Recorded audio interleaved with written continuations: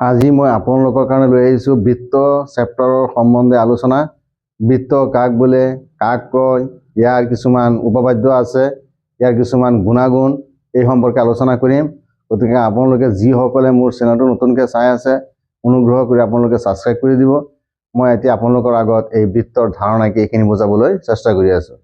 এইটো আপোনালোকে নিশ্চয় দেখিবলৈ পাইছে, এইটো এটা ঘূৰণীয়া চকাৰ নিচিনা এটা বস্তু। ইয়াৰ সোঁমাজত এটা ফুট দিয়া আছে, এইটো হ'ল ইয়াৰ কেন্দ্ৰ। কেন্দ্ৰটো সদায় বৃত্তটোৰ অন্তৰ্ভাগত থাকে আৰু বৃত্তটো আঁকিবলৈ হ'লে আমি প্ৰথমতে এখন সমতল ঠাইহে নিৰ্বাচন কৰি ল'ব লাগিব। অসমতল ঠাইত আমি বৃত্ত অংকন কৰিব নোৱাৰিম। এতিয়া মই প্ৰথমতে আপোনালোকক কৈ আছোঁ বৃত্তৰ ধাৰণা কি। এনচাৰ: কোনো এখন সমতলত থকা এটা নিৰ্দিষ্ট স্থিৰ বিন্দুৰ পৰা সমদূৰত থকা বিন্দুবোৰৰ সংহতিটোক বৃত্ত বোলে। এইটো হ'ল নিৰ্দিষ্ট এটা স্থিৰ বিন্দু আৰু এইখিনি হ'ল সমতল এৰিয়া বা জেগা। এই সমতল এৰিয়াখিনিত এই নিৰ্দিষ্ট স্থিৰ বিন্দুৰ পৰা সমদূৰত থকা এই বিন্দুবোৰৰ এই যিটো আঁচ আমি দেখিবলৈ পাইছোঁ, এইটো পৰিধি বোলে, বৃত্তৰ পৰিধি। এই পৰিধিটো কিছুমান বিন্দুৰ সমষ্টিহে বুলি বহুতে কয়, কিন্তু এইটো একচুৱেলি বিন্দুবোৰৰ সমষ্টি নহয়। সমষ্টি হ'বলৈ হ'লে ইয়াৰ এটা যোগফল ওলায়, যোগফল নহয় ইয়াত। এয়া হ'ল বিন্দুবোৰৰ সংহতিটোক আমি বা থোপটোক আমি বা সংগঠনটোক আমি বৃত্ত বুলি কওঁ। এইটো সমষ্টি বুলি ক'লে ধাৰণাটো ভুল হ'ব। এতিয়া এই বৃত্তটোৱে সমতলখনত কেইখন ভাগত ভাগ কৰিছে এইটো সম্বন্ধে আলোচনা কৰিম। এটা বৃত্তই সমতলখনক তিনিটা ভাগত ভাগ কৰে। ভাগ কেইটা ক্ৰমে বহিভাগ, বৃত্তভাগ আৰু অন্তভাগ।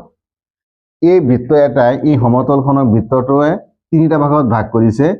ইয়াৰ বৃত্তটোৰ বাহিৰত যিখিনি অংশ পৰিছে এইটো হ'ল বহিভাগ, বৃত্তটো যিটো আছে এইটো হ'ল বৃত্তভাগ আৰু বৃত্তৰ ভিতৰত যিখিনি ভাগ আছে এইটো হ'ল বৃত্তৰ অন্তভাগ।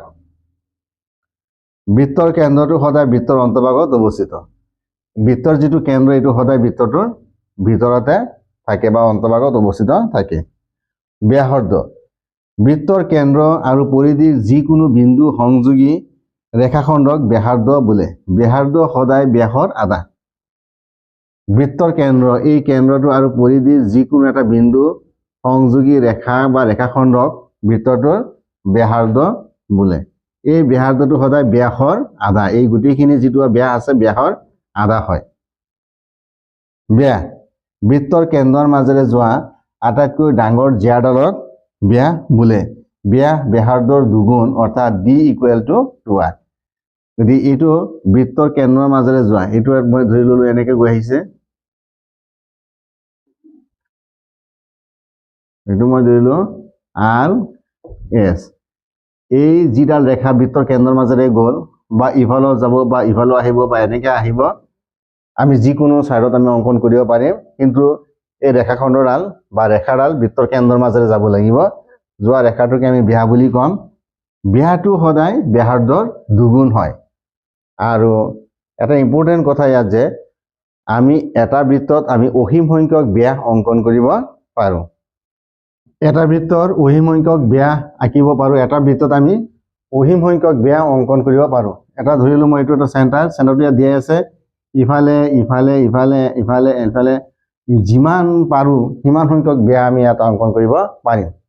অৰ্থাৎ এটা কেন্দ্ৰৰ মাজেৰে বা এটা বিন্দুৰ মাজে অসীম সংখ্যক ৰেখা যেনেকৈ টানিব পাৰোঁ, ঠিক তেনেকৈ এটা কেন্দ্ৰৰ মাজেৰে অসীম সংখ্যক ব্যাস অংকন কৰিব পাৰোঁ। ইয়াৰ পিছত আহিছে পৰিধি। পৰিধি হ'ল এই গোটেইখিনি বৃত্তটোৰ পৰিধি বুলি কোৱা হয়। অৰ্থাৎ বৃত্তৰ সম্পূৰ্ণ দৈৰ্ঘ্যক, এই বৃত্তটোৰ সম্পূৰ্ণ দৈৰ্ঘ্যক বৃত্তটোৰ পৰিধি বোলে। অৰ্ধবৃত্ত: যেতিয়া বৃত্তৰ চাপ দুটা সমান হয়, মই ধৰিলোঁ ইয়াত এটা চাপ আছে, এইটো মই সংযোগ কৰি দিলোঁ SP এটা চাপ, SP এটা চাপ, ইফালেও এটা চাপ আছে SP, ইফালেও এটা এইটো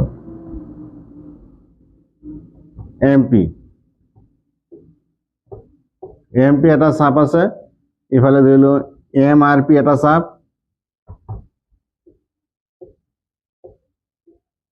MRP এটা চাপ আছে, MSP আৰু এটা চাপ আছে।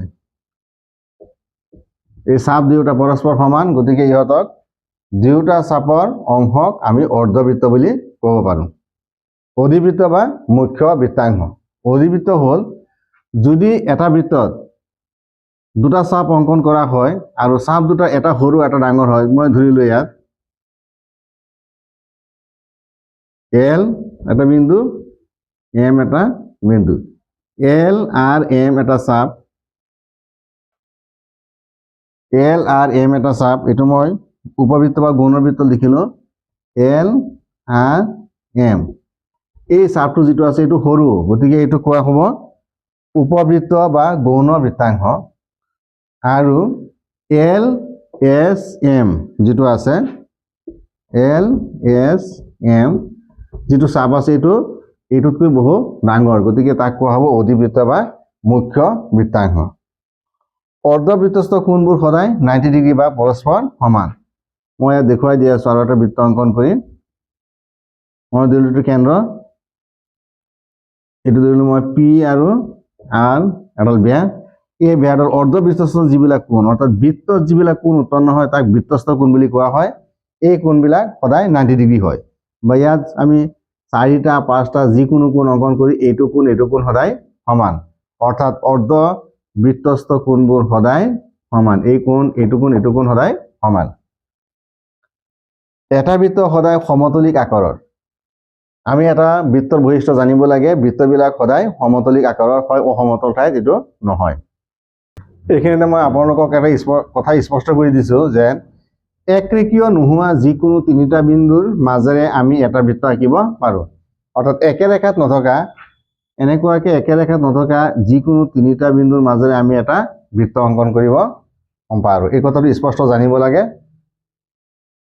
এইটো এক্সামত আহিব পাৰে, একে ৰেখাত নথকা বিন্দু 3টাৰ মাজেৰে আমি কেইডাল বৃত্ত আঁকিব পাৰোঁ বা বৃত্ত আঁকিব পাৰোঁ নে নাই, গতিকে আমি এটা বৃত্ত আঁকিব পাৰোঁ। চক্ৰীয় চতুৰ্ভুজ, যি চতুৰ্ভুজৰ 4টা কোণ বৃত্ত থাকে তেনে চতুৰ্ভুজক চক্ৰীয় চতুৰ্ভুজ বোলে। 2 number অকেন্দ্ৰীয় বৃত্তৰ A B C D এটা চতুৰ্ভুজ। এই চতুৰ্ভুজটোৰ 4টা কোণ এ কোণ, বি কোণ, চি কোণ আৰু ডি কোণ বৃত্তস্থ কোণ হিচাপে আছে বা বৃত্তৰ ওপৰত আছে এই কোণখিনি, গতিকে ইয়াক বৃত্তস্থ কোণ বুলি কোৱা হয়। গতিকে এনেকুৱাকৈ যদি বৃত্তত লাগি থকা কোণ থাকে আৰু চতুৰ্ভুজটোক তেনেকুৱা চতুৰ্ভুজক কোৱা হয় চক্ৰীয় চতুৰ্ভুজ।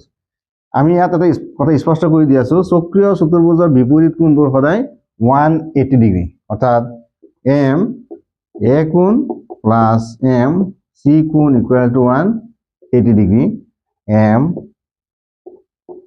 বি কোণ প্লাছ এম বি কোণ ইকুৱেল টু 180 ডিগ্ৰী।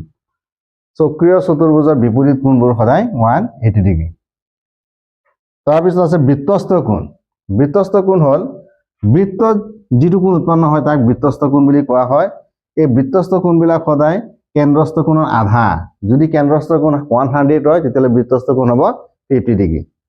আৰু কেন্দ্ৰস্থ কোণ হ'ল কেন্দ্ৰত উৎপন্ন হোৱা কোণক কেন্দ্ৰস্থ কোণ বুলি কোৱা হয় বা কোণ বোলে। কেন্দ্ৰস্থ কোণ সদায় বৃত্তস্থ কোণৰ 2 গুণ। মই ইয়াত দেখুৱাই দি আছো আপোনালোকক। এইটো মই ধৰিলো এটা বৃত্ত, এইটো হ'ল কেন্দ্ৰ O, এইটো এডাল বেয়া, এইটো এডাল বেয়া, বা এইখিনি এটা চাপ, ইয়াত এটা কোণ উৎপন্ন হ'ল, এইটো হ'ল বৃত্তস্থ কোণ আৰু এইটো হ'ল কেন্দ্ৰস্থ কোণ। এই বৃত্তস্থ কোণটো এই কেন্দ্ৰস্থ কোণৰ আধা, নাইবাতো এই কেন্দ্ৰস্থ কোণটো বৃত্তস্থ কোণৰ 2 গুণ। আৰু এটা কথা, এটা বৃত্তৰ সদায় দুডাল সমান জিয়া থাকে। এটা বৃত্তৰ সদায় দুটা সমান জিয়া থাকে, ইয়াতকৈ বেছি নাথাকে। এতিয়া মই স্পৰ্শক সম্বন্ধে আলোচনা কৰিম। বৃত্তৰ স্পৰ্শক এডাল ৰেখা যিয়ে বাহিৰৰ পৰা বৃত্তটোক এটা বিন্দুত চুই থাকে তাকে স্পৰ্শক বোলে। স্পৰ্শক সদায় বৃত্তটোৰ বাহিৰৰ পৰাহে আহে। মই ধৰিলো এইটো এটা বৃত্ত, এইটো এটা বৃত্ত অকেন্দ্ৰীয় বৃত্ত। এই স্পৰ্শকডাল সদায় বাহিৰতহে থাকিব। এইটো বিন্দুত মই ধৰিলো ছেদ কৰিলে। গতিকে যিডাল ৰেখা বাহিৰৰ পৰা আহে, ৰেখাটোৱে যদি বৃত্তটোৰ যিকোনো এটা বিন্দুত ছেদ কৰে তেতিয়াহ'লে এই ৰেখাটোক স্পৰ্শক বুলি কোৱা হয়। বৃত্তৰ এটা বহিবিন্দুৰ পৰা বৃত্তলৈ টনা স্পৰ্শক দুডালৰ দৈৰ্ঘ্য সদায় সমান। মই ইয়াত ধৰিলো এতিয়া এইটো এটা বিন্দু, বহিবিন্দুৰ পৰা এই বৃত্তলৈ টনা ইয়াৰ যি দুডাল মই স্পৰ্শক ৰাখিলোঁ স্পৰ্শক দুডালৰ দৈৰ্ঘ্য সদায় সমান এই স্পৰ্শক দুডালৰ দৈৰ্ঘ্য সদায় সমান PL equal to PM